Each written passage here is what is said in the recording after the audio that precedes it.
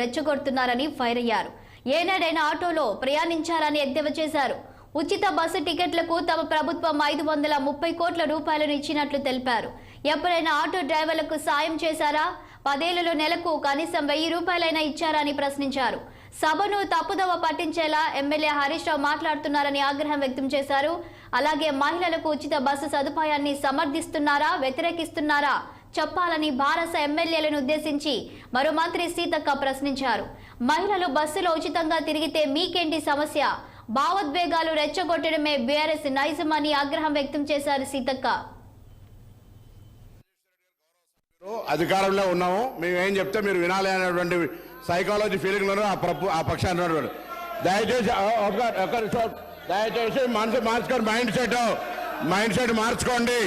Mind set మార్చుకోవాల్సిన అవసరం ఉంది. అలా నిన్నటి దాకా 10 ఏళ్ళ అధికారంలో ఉన్న వీళ్ళు ఆర్టీసీకి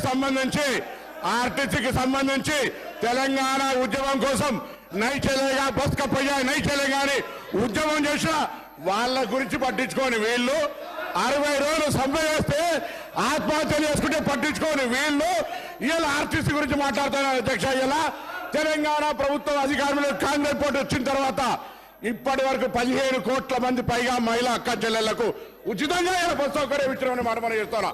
535 కోట్ల రూపాయల విలువ కలిగేటువంటి బస్ ఫేర్స్ ను ప్రభుత్వం భరించింది. అధ్యక్ష, ఇలా వీళ్ళు మాట్లాడుతున్నారు. పెద్దలు గౌరవ మాజీ మంత్రి హరీష్ రావు గారు అనాలోచిత డిమాండ్ 15,000 ఆటోకి ఇవ్వాలంట నెలకు. మీరేమిచ్చారు? 1000 రూపాయలని ఇచ్చిందా?